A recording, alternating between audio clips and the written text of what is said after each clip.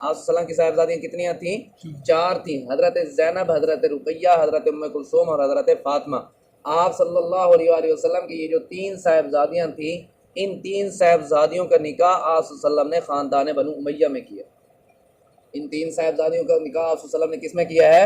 خاندان بنو امیہ میں کیا ہے۔ اور حدیث پاک ہے، حدیث پاک کا مفہوم ہے، آپ صلی اللہ علیہ وآلہ وسلم نے فرمایا میں جہاں رشتہ دیتا ہوں یہ جہاں سے رشتہ لیتا ہوں بغیر اللہ کی اجازت کے نہیں لیتا، بغیر اللہ کی اجازت کے نہیں لیتا۔ اعوذ باللہ من الشیطان الرجیم، بسم اللہ الرحمن الرحیم۔ لقد رضی اللہ عن المؤمنین اذ یبایعونک تحت الشجرة فعلم ما في قلوبهم فأنزل السكينة عليهم وأثابهم فتحا قريبا۔ وقال النبي صلى الله عليه وسلم ألا أستحيي من رجل تستحيي منه الملائكة، أو كما قال النبي صلى الله عليه وسلم۔ صدق اللہ العظیم۔ یہ ذی الحج کا مہینہ چل رہا ہے۔ اس مہینے کی 18 تاریخ کو خلیفہ سوم امیر المؤمنین جامع القرآن دوہرا داماد نبی حضرت عثمان غنی رضی اللہ تعالیٰ عنہ کی شہادت ہے۔ تو حضرت عثمان غنی رضی اللہ تعالیٰ عنہ کے فضائل و مناقب کے بارے میں نے آپ حضرات کے سامنے بیان کرنا ہے۔ دعا ہے کہ اللہ تبارک و تعالیٰ حق سچ کہنے، سننے اور عمل کرنے کی توفیق عطا فرمائے۔ آج کا زمانہ فتنات کا زمانہ ہے، نت نئے فتنے، صبح فتنہ الگ ظاہر ہوتا ہے، شام کو فتنہ الگ ظاہر ہوتا ہے۔ آج وہ دن آ چکا ہے کہ آپ صلی اللہ علیہ وآلہ وسلم نے فرمایا تھا، حدیث پاک کا مفہوم ہے کہ لوگوں پر ایک وقت ایسا بھی آئے گا کہ جب صبح بندہ مسلمان ہوگا شام کو کافر ہوگا، اور شام کو مسلمان ہوگا تو صبح کو کافر ہوگا۔ اب وہ دن، وہ فتنہ آ گیا۔ ہمارا آج کا نوجوان جو سوشل میڈیا کے ساتھ منسلک ہے، اس کی کچھ یہی کیفیت ہے۔ دیندار گھرانوں کے بچے جو ہیں ان کا یہی حال ہے۔ اوروں کی تو بات ہی ہو رہا ہے نا، تو دیندار گھرانوں کے جو بچے ہیں وہ بھی آج کل سوشل میڈیا کی زد میں آ کر اپنے اصلی دین مذہب سے ہٹتے جا رہے ہیں۔ اللہ تعالیٰ سے دعا ہے کہ اللہ تبارک و تعالیٰ ہماری حفاظت کرے۔ حضرت عثمان غنی رضی اللہ تعالیٰ عنہ، نام ان کا عثمان، والد کا نام عفان، لقب ان کا ذو النورین، اور خطاب امیر المؤمنین۔ اسلام کے تیسرے خلیفہ ہیں اور ان کا شمار خلیفہ راشدین میں ہوتا ہے۔ آپ صلی اللہ علیہ وسلم نے فرمایا کہ علیکم بسنتی و سنت الخلفاء الراشدین المہدیین، کہ میرے طریقے پر عمل کرنا اور میرے خلفاء راشدین صحابہ کرام رضوان اللہ علیہم اجمعین کے طریقے پر عمل کرنا۔ حضرت عثمان غنی رضی اللہ تعالیٰ عنہ کی حضرت ابوبکر صدیق رضی اللہ تعالیٰ عنہ کے ساتھ گہری دوستی تھی، قربت تھی۔ جب آپ صلی اللہ علیہ وآلہ وسلم نے نبوت کا اعلان کیا تو صدیق اکبر رضی اللہ تعالیٰ عنہ نے بھی کلمہ پڑھا، کلمہ پڑھ کر مسلمان ہوئے۔ اب صدیق اکبر رضی اللہ تعالیٰ عنہ نے حضرت عثمان غنی رضی اللہ تعالیٰ عنہ پر اسلام پیش کیا، اسلام کی دعوت دی۔ تو حضرت عثمان غنی رضی اللہ تعالیٰ عنہ یہ حضرت ابوبکر صدیق رضی اللہ تعالیٰ عنہ کے ساتھ مل کر دونوں بارگاہ نبی میں حاضر ہوئے۔ حضرت عثمان غنی رضی اللہ تعالیٰ عنہ نے بھی کلمہ پڑھ لیا۔ حجاز میں 2 خاندان مشہور تھے، ایک خاندان بنو ہاشم کا تھا اور ایک خاندان بنو امیہ کا تھا۔ ہاشمی خاندان تو آپ صلی اللہ علیہ وآلہ وسلم کا خاندان ہو گیا، اور جو بنو امیہ والا خاندان تھا یہ وہ خاندان تھا کہ جس سے آپ صلی اللہ علیہ وآلہ وسلم نے رشتہ لیا بھی ہے اور جس کو رشتہ دیا بھی ہے۔ لوگ اس کی طرح طرح سے تعریفیں کرتے ہیں۔ جیسے ہی نام سنیں گے کہ حضرت عثمان غنی رضی اللہ تعالیٰ عنہ بنو امیہ میں سے ہیں تو فوراً ہی حضرت عثمان غنی رضی اللہ تعالیٰ عنہ پر اعتراضات کرنا شروع کر دیں گے کہ یہ وہ خاندان ہے جو آپ صلی اللہ علیہ وآلہ وسلم کے ساتھ لڑائیاں کرتا رہا، یہ وہ خاندان ہے جو آپ صلی اللہ علیہ وآلہ وسلم کے ساتھ لڑائیاں کرتا رہا، تو یہ ان کا مین اعتراض ہوتا ہے، جس اعتراض کی بنا پر وہ حضرت عثمان غنی رضی اللہ تعالیٰ عنہ پر بھی اعتراض کرتے ہیں، حضرت ابو سفیان رضی اللہ تعالیٰ عنہ پر بھی اعتراض کرتے ہیں۔ تو بات یہ ہے کہ دیکھیں، یہ تو یہاں سے یہی سوال کرتے ہیں کہ یہ لڑائیاں ہمیشہ چلتی رہیں یا ان لڑائیوں کا اختتام بھی ہے، یہ لڑائیاں رکی بھی صحیح؟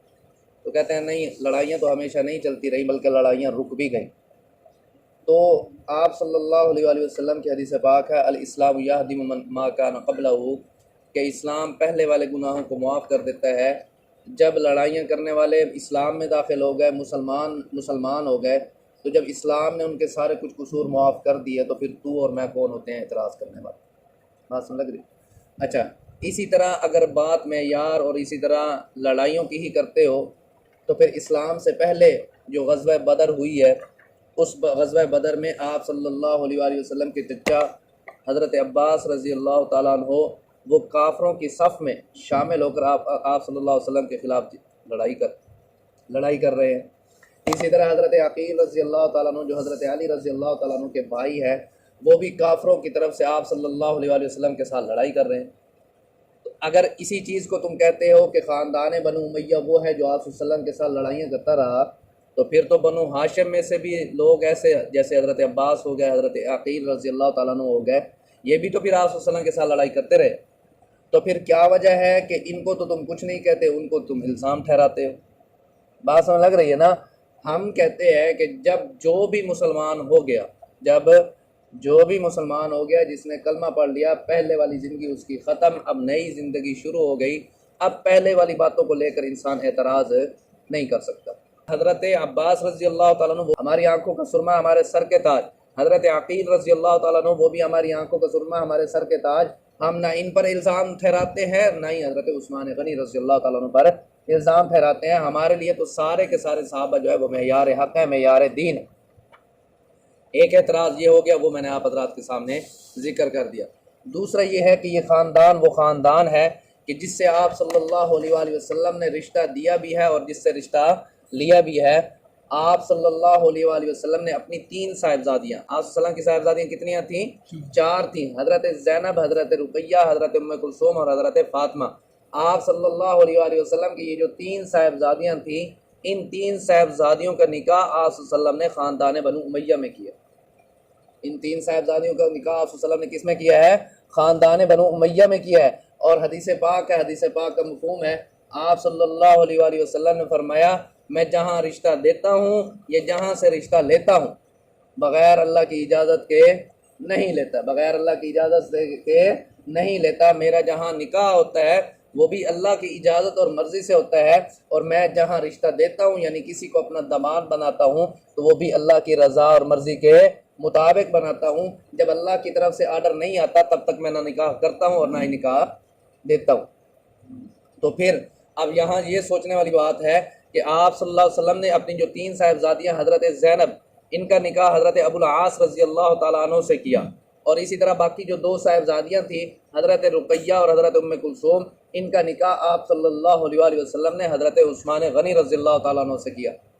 اور دوسرے لفظوں میں آپ یوں سمجھیے کہ خاندان بنو امیہ کے لیے حضرت جبریل امین علیہ السلام آپ صلی اللہ علیہ وسلم کے پاس 3 دفعہ تشریف لائے، اور خاندان بنو ہاشم کے لیے جبریل امین علیہ السلام آپ صلی اللہ علیہ وسلم کے پاس 1 دفعہ تشریف لائے۔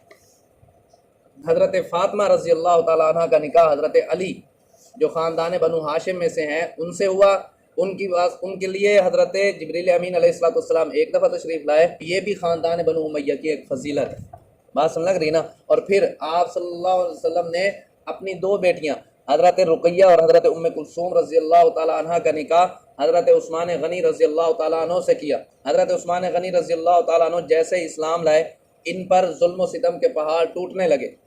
حضرت عثمان رضی اللہ تعالیٰ عنہ کے والد تو وہ فوت ہو چکے تھے، اور والد جو ہیں وہ آپ صلی اللہ علیہ وسلم کے اعلان نبوت سے کچھ عرصہ پہلے ہی فوت ہو چکے ہیں، لہذا ان کے بارے میں یہ نہیں کہا جا سکتا کہ وہ مسلمان تھے، یہ کافر تھے، یہ ان کا مسئلہ اور اللہ تبارک و تعالیٰ کا مسئلہ، کیونکہ اس وقت آپ صلی اللہ علیہ وسلم نے نبوت کا اعلان ہی نہیں کیا۔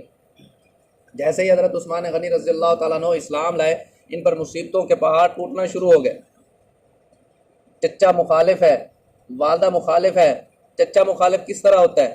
آپ صلی اللہ علیہ وآلہ وسلم نے اپنی دونوں بیٹیوں حضرت رقیہ اور حضرت ام کلثوم، ان کا نکاح جو ہے پہلے ابو لہب کے دو بیٹے تھے. ابو لہب یہ آپ صلی اللہ علیہ وسلم کا چچا تھا، اور یہ ابو لہب وہ تھا کہ جس نے آپ صلی اللہ علیہ وسلم کی ولادت کی خوشی میں لونڈی کو آزاد کیا تھا. اس چچا کو اتنی خوشی تھی آپ صلی اللہ علیہ وسلم کی پیدائش کی. تو جب آپ صلی اللہ علیہ وآلہ وسلم نے نبوت کا اعلان کیا تو سب سے پہلے پتھر مارنے والا بھی یہی بدبخت شخص. اور پھر آپ صلی اللہ علیہ وسلم نے اپنی دونوں بیٹیوں کا نکاح ان کے بیٹے سے کر دیا تھا. ابو لہب اس کو اس وجہ سے کہتے ہیں، لہب کہتے ہیں چنگاری کو. لہب کس کو کہتے ہیں؟ چنگاری کو. تو یہ وقت کی بات ہوتی ہے. آج ہمارے ہاں اگر کسی کو خوبصورتی کو بیان کرنا تو کہتے ہیں یار دیکھو کیسا چاند جیسا مکڑا ہے، ایسے ہے نا. تو اس وقت جو ہے، اس وقت اگر کسی کو خوبصورتی کو بیان کرنا ہوتا تو کہتے تھے کہ یار یہ اس کا چہرہ تو ایسا ہے کہ جیسے چہرے میں سے شعلہ چمک رہا ہو، جیسے چہرے میں سے شعلہ چمک رہا ہو، انگارہ چمک رہا ہو. تو اس وقت جو ہے اس طرح تشبیہ دیتے تھے.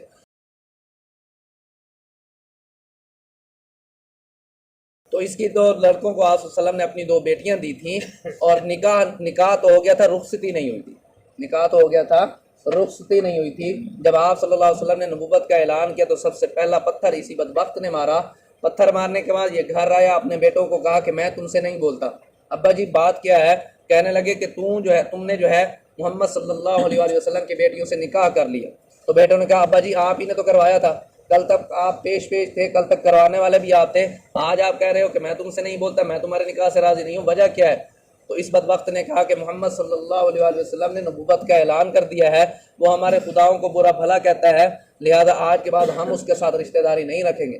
تو ان بیٹوں نے جو ہے آپ صلی اللہ علیہ وسلم مکہ المکرمہ کعبۃ اللہ بیت اللہ میں بیٹھے تھے، 7 لوگوں کا مجمع تھا. ان بدبختوں نے اس مجمع میں آ کر آپ صلی اللہ علیہ وآلہ وسلم کی دونوں شہزادیوں کو طلاق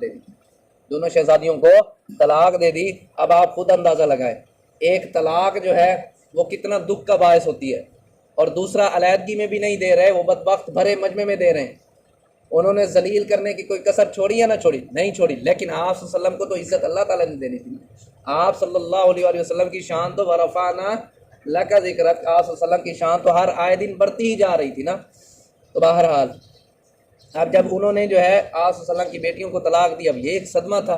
تو اللہ تبارک و تعالیٰ نے آپ صلی اللہ علیہ وسلم کی بیٹی حضرت رقیہ رضی اللہ تعالیٰ عنہ کا نکاح حضرت عثمان غنی رضی اللہ تعالیٰ عنہ سے کروا دیا. اب جب حضرت عثمان غنی رضی اللہ تعالیٰ عنہ سے حضرت رقیہ رضی اللہ تعالیٰ عنہ کا نکاح ہوا تو یہ بات اس بدبخت کو کہاں برداشت ہو سکتی تھی؟ اس ابو لہب بدبخت کو کہاں برداشت ہوتی کہ جس کو ہم نے طلاق دی، جس کو ہم نے چھوڑا، عثمان اس کو اپنا رہا ہے. تو اس بدبخت نے ابو جہل کے ساتھ مل کر، ایک اور اس کے ساتھ کافر تھا، اور اسی طرح حضرت عثمان غنی رضی اللہ تعالیٰ کا چچا تھا، اس کے ساتھ مل کر اس نے پلاننگ کی کہ دیکھو یہ عثمان اس بندے کے ساتھ رشتہ جوڑ رہا ہے جو ہمارے معبودوں کو برا بھلا کہتا ہے. تو آپ رضی اللہ تعالیٰ عنہ کے جو چچا تھا اس نے پھر حضرت عثمان غنی رضی اللہ تعالیٰ عنہ پر ظلم و ستم کے پہاڑ ڈالنے شروع کر دی. اب یہ سلسلہ کب شروع ہو رہا ہے؟ جب آپ رضی اللہ تعالیٰ عنہ کے نکاح میں حضرت رقیہ رضی اللہ تعالیٰ عنہا آئی. اب اگر آج کا نوجوان ہوتا، آج کا دور ہوتا تو کیا کہتا یار جیسے ہی میں نے اس سے نکاح کیا نا میرے اوپر تو مصیبتوں کے پہاڑ ٹوٹ پڑے، یہ بیوی تو میرے لیے نحوست کا باعث بن کر آئی ہے، اس کے آنے کے بعد جو ہے میں ایک دن بھی خوشی سے نہیں گزار سکا. یہ ہے آج کے مسلمان کی حالت، ایسے ہے یا نہیں؟ لیکن قربان جائیں حضرت عثمان غنی رضی اللہ تعالیٰ عنہ پر کہ یاری جو ہے، رشتہ داری جو ہے وہ خوب نبھائی، ایک دن بھی شکوہ جو ہے وہ زبان پر نہیں لائے. اب چچا نے جو ہے بائیکاٹ کرنا شروع کر دیا، ظلم و ستم کے پہاڑ ڈالنے شروع کر دیے. والدہ جو تھی وہ بھی حضرت عثمان غنی رضی اللہ تعالیٰ عنہ کے ساتھ ناراض ہو کر اپنے بھائی کے پاس چلی گئی. والدہ بعد میں مسلمان ہوتی اور پھر کہنے لگے کہ عثمان تو یا تو دین کو چھوڑ دے یا پھر میں گھر آؤں گی، اگر تو دین کو نہیں چھوڑتا تو پھر میں تیرے گھر نہیں آتی، پھر میں تجھے بیٹا ہی نہیں اپناتی. لیکن حضرت عثمان غنی رضی اللہ تعالیٰ عنہ نے اسلام کا ساتھ نہیں چھوڑا، پیغمبر صلی اللہ علیہ وآلہ وسلم کا ساتھ نہیں چھوڑا. ایک دن بھی حضرت عثمان غنی رضی اللہ تعالیٰ عنہ نے آقا علیہ الصلوۃ والسلام کی بارگاہ میں شکوہ نہیں کی. اب چچا نے جو ہے بائیکاٹ کیا، پہلے ظلم و ستم کیا، پھر بائیکاٹ بھی شروع کر دیا. بائیکاٹ کیا تھا کہ حضرت عثمان غنی رضی اللہ تعالیٰ عنہ کا جو لین دین تھا وہ والا رجسٹر ہی اپنے پاس رکھ لیا. بائیکاٹ اس طرح ہو گیا. اب جب ظلم و ستم کچھ حد سے زیادہ بڑھے تو اللہ تبارک تعالیٰ نے آیت نازل فرما دی، الم تکن ارض اللہ واسعۃ فتہاجروا فیہا، کہ کیا تمہارے لیے اللہ کی زمین وسیع نہیں ہے کہ کہیں اور چلے جاؤ اور وہاں رزق روٹی تلاش کر لو. تو آپ صلی اللہ علیہ وسلم نے حضرت حضرت عثمان غنی رضی اللہ تعالیٰ عنہ کو حکم دیا کہ آپ یہاں سے ہجرت کر جائیں۔ حضرت عثمان غنی رضی اللہ تعالیٰ عنہ نے ہجرت کی، کس کے کہنے پر؟ آقا علیہ الصلوۃ والسلام کے کہنے پر۔ اور کس لیے ہجرت کی؟ اسلام کی خاطر کی۔ کس کی خاطر کی؟ اسلام کی خاطر حضرت عثمان غنی رضی اللہ تعالیٰ عنہ نے ہجرت کی۔ آپ صلی اللہ علیہ وسلم نے جب یہ دونوں میاں بیوی، دیکھیں اندازہ لگائیے حضرت عثمان غنی رضی اللہ تعالیٰ عنہ کا اسلام کی قربانیاں ہیں، اسلام کے لیے کس قدر قربانیاں دی جا رہی ہیں صحابہ کرام رضوان اللہ علیہم اجمعین نے۔ آج اگر بیٹی جو ہے دوسری گلی میں بھی جانی ہو نا اب بیاہ کر، تو اس وقت بھی انسان کے آنسو نکل آتے ہیں، اس وقت بھی انسان کے آنسو نکل آتے ہیں کہ بیٹی گھر سے دوسرے گھر جا رہی ہے، ایسا ہے یا نہیں؟ لیکن قربان جائیں حضرت سیدہ رقیہ رضی اللہ تعالیٰ عنہ پر کہ بالغ ہوئی ہیں، بالغ ہونے کے بعد فوراً ہی ان کا نکاح کر دیا گیا۔ اب کتنی عمر ہوگی ہے، لیکن اس عمر میں بھی وہ قربانی دے رہی ہیں اسلام کے لیے۔ تو حضرت عثمان غنی رضی اللہ تعالیٰ عنہ نے اسلام کے لیے حبشہ کی طرف ہجرت کی کہ ایک بر اعظم سے دوسرا بر اعظم کی طرف جا رہے، اور راستے میں سفر جو ہے وہ سمندری سفر ہے۔ اور سمندری سفر کیسا ہوتا ہے یہ آپ حضرات آج بھی سائنسدان کہتے ہیں کہ سمندری سفر ایسا سفر ہے کہ اگر کسی شخص کو کرنا پڑ جائے، دریائی سفر جو ہوتا ہے نا اس کا ایک کنارہ ہوتا ہے، اس کا کنارہ ڈھونڈنے سے مل جاتا ہے، پتہ چل جاتا ہے، لیکن جو سمندری سفر ہوتا ہے اس کا کنارہ ہی بڑی مشکلوں سے ملتا ہے۔ اور سائنسدان کہتے ہیں کہ یہ جو سمندری سفر ہے اس میں اگر کوئی سفر کرے تو اپنے آپ کو بالکل بند کر کے سفر کرے، شیشے والے کیبن میں بیٹھ کر سفر کرے کہ اس میں ہوائیں ایسی چلتی ہیں جو انسانی صحت کے لیے ناموافق ہوتی ہیں۔ جب انسان ایک شہر سے دوسرے شہر کی طرف جاتا ہے تو وہاں انسان کو آب و ہوا موافق نہیں ہوتی، اور یہاں تو پھر ہے ہی سمندری سفر۔ لیکن حضرت عثمان غنی رضی اللہ تعالیٰ عنہ نے اسلام کی خاطر یہ سفر بھی برداشت کرنا گوارا کر لیا۔ نہیں تو وہیں کہہ دیتے یار اسلام کی بات خیر ہے، میں یہاں اپنی مرضی سے تو رہتا ہوں، نہیں، اسلام کی خاطر انہوں نے قربانی دی۔ بہرحال ہجرت کیا، حبشہ پہنچے، وہاں کچھ دن رکے، اعلان ہوا، لوگوں نے باتیں اڑائی کہ وہاں مکہ میں جو ہے امن ہو چکا ہے، مکہ میں امن ہو چکا ہے۔ اب پھر حضرت عثمان غنی رضی اللہ عنہ کے دل میں تڑپ، اب دیکھیں اتنا لمبا سفر کیا ہے، اور اسی سفر میں سیدہ رقیہ رضی اللہ تعالیٰ عنہ بیمار ہوئی، اسی سفر میں بیمار ہو گئے۔ پھر واپسی کے لیے جو ہے تڑپ اٹھے کہ حضور صلی اللہ علیہ وسلم کی زیارت کرنی ہے، دل کر رہا ہے آقا علیہ الصلوۃ والسلام کے دیدار کرنے کا، تو پھر وہیں سے واپسی ہو گئے۔ حضرت سیدہ رقیہ رضی اللہ تعالیٰ عنہ بھی فرماتی ہیں کہ بڑا عرصہ ہو گیا آپ صلی اللہ علیہ وسلم کا دیدار کیے ہوئے، ابا جی کو دیکھے ہوئے، میں بھی واپسی چلتی، تو پھر واپس ہو گئے، پھر وہی اسی خطرناک سفر پر واپسی ہو گئے، اور پھر جو ہے کئی دنوں کا سفر کر کے جو ہے پھر آقا علیہ الصلوۃ والسلام کی خدمت میں پہنچے۔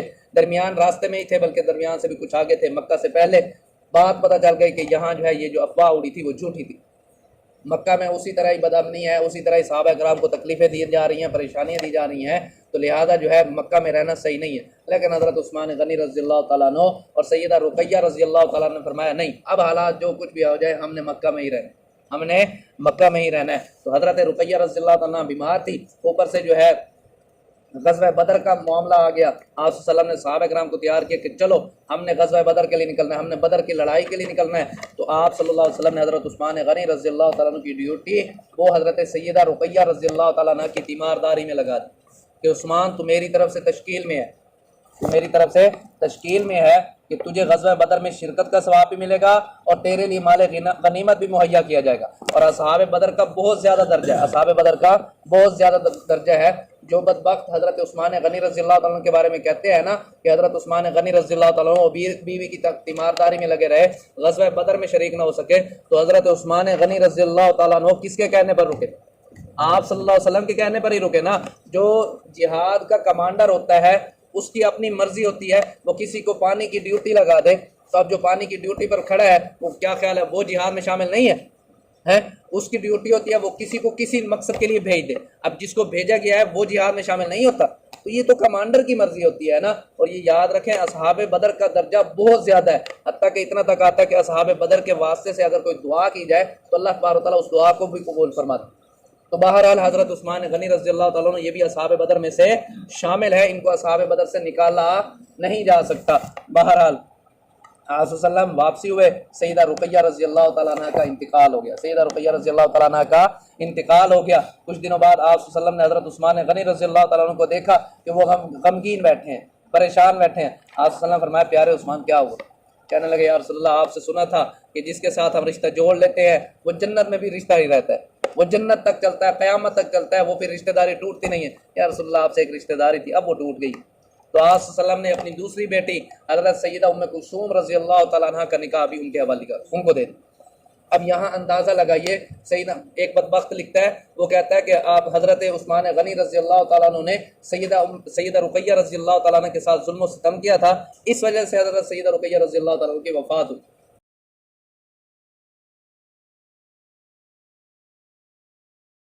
ایک شخص جو ہے کسی کے پاس رشتہ دیتا ہے تو کہتے ہیں کہ جب رشتہ ہو جائے تو پھر اس کے بعد معاملات خراب ہو جاتے ہیں۔ آج کا دور یہی چل رہا ہے، رشتہ داری کرنے سے پہلے محبتیں ہوتی ہیں، جیسے رشتہ داریاں کر لیتی ہیں آپس میں نفرتیں شروع ہو جاتی ہیں۔ تو آج جو ہے، آج تو اگر مثال کے طور پر کوئی رشتہ دیتا ہے تو اگر اس سے کچھ نہ سنا، یار تو نے جو بچی دی تھی کیا بنا، کہتا ہے یار بس میں تو اک گیا ہوں، میں تو اکتا گیا ہوں، تو تجھے بھی یہ نصیحت ہے کہ تو یہاں رشتہ نہ کرنا۔ ایسے ہے یا نہیں؟ لیکن سیدنا عثمان غنی رضی اللہ عنہ پر قربان جائیے، اگر آقا علیہ الصلوۃ والسلام، تجھے تو پتہ چل گیا ہے کہ حضرت عثمان غنی رضی اللہ عنہ نے سیدہ رقیہ رضی اللہ تعالیٰ عنہ کے ساتھ ظلم و ستم کیا ہے، آپ صلی اللہ علیہ وسلم کو پتہ نہیں چلا تھا؟ آپ صلی اللہ علیہ وسلم دوسری بیٹی کا نکاح دے رہے ہیں اور فرمایا کہ دوسری بیٹی کا بھی پھر انتقال ہو گیا، دوسری بیٹی کا بھی انتقال ہو گیا، پھر حضرت عثمان غنی رضی اللہ تعالیٰ پریشان بیٹھے ہیں۔ آپ صلی اللہ علیہ وسلم نے فرمایا عثمان اگر میری 40 بیٹیاں بھی ہوتی تو میں ایک ایک کر کے تیرے نکاح میں دے دیتی۔ وہ حضرت عثمان غنی رضی اللہ تعالیٰ عنہ کے لیے جو ہے کنواں خرید کر وقف کر دیا، مسجد نبوی کے لیے زمین کی توسیع کی ضرورت تھی، حضرت عثمان غنی رضی اللہ تعالیٰ عنہ نے اس زمین کو خریدا اور آقا علیہ الصلوۃ والسلام کے لیے، مسلمانوں کے لیے جو ہے وقف کر دی۔ اب یہ پیکج کتنے بڑے پیکج ہیں، آج تک عثمان غنی رضی اللہ تعالیٰ عنہ کے کھاتے میں نیکیاں لکھی جا رہی ہیں، نہیں لکھی جا رہی۔ غزوہ تبوک کا موقع ہے، اس پر حضرت عثمان غنی رضی اللہ تعالیٰ عنہ نے 1000 اونٹ، 70 گھوڑے اور اسی طرح 1000 دینار آقا علیہ الصلوۃ والسلام کی خدمت میں حضرت عثمان رضی اللہ تعالیٰ عنہ نے دیے۔ اور آقا علیہ امی عائشہ رضی اللہ تعالیٰ فرماتی ہیں میں دیکھ رہی تھی آقا علیہ الصلوۃ والسلام ان دیناروں کو ہاتھ میں پلٹتے تھے، ہاتھ میں اٹھا رہے تھے اور ایسے ایسے پلٹ رہے تھے، ایسے ایسے اوپر ڈال رہے تھے۔ آپ صلی اللہ علیہ وسلم خوش ہو رہے تھے۔ آپ صلی اللہ علیہ وسلم فرمایا ما ضر عثمان بعد ما عمل هذا اليوم، کہ آج کے بعد عثمان کو اس کا کوئی بھی عمل نقصان نہیں دے سکتا، آج کے بعد عثمان جو کچھ بھی کرے عثمان جنتی ہی جنت۔ اور جیسے کہتے ہیں نا کہ آسمان پر تھوکنے والا جو ہے وہ جب آسمان پر تھوکے گا تو منہ تھوک کس پر آئے گی؟ اس کے اپنے منہ پر ہی آئے گی نا۔ یہ بدبخت جو بکواسات کر رہے ہیں یہ ان کا اپنے ہی منہ پر ہے، ان کے اپنے ہی قصور ہے، یہ خود ہی لعنت کے مستحق بن رہے ہیں۔ حضرت عثمان غنی رضی اللہ تعالیٰ پر ذرہ برابر بھی فارق ہے نہیں ہے۔ تو خلاصہ کلام یہی ہے کہ آج حضرت عثمان غنی رضی اللہ تعالیٰ کی شہادت کا دن ہے۔ مسلمانوں کے لیے یہ شہادت کا دن جو ہے یہ کسی خوشی کا دن نہیں ہے۔ ویسے تو مسلمان جو ہے وہ شہادت پر جو ہے غمی نہیں مناتے، لیکن اس طور پر اگر کوئی شخص منائے گا تو چونکہ وہ حضرت عثمان غنی رضی اللہ تعالیٰ کی شہادت کی خوشی منائے گا، لہٰذا اپنے ایمان کے وہ خیر منائے۔ ہم مسلمان ہیں، ہمیں اسلام نے 2 ہی عیدیں دی ہیں، شہادت ہمارے لیے ایک فخر ہے، لیکن ہم کسی صحابی کی موت پر خوشی بھی نہیں مناتے۔ جو صحابی کی موت پر خوشی مناتا ہے اس کا اسلام سے کوئی تعلق نہیں ہے۔ اللہ تعالیٰ سے دعا ہے کہ اللہ تعالیٰ جو کچھ خاص مانگے۔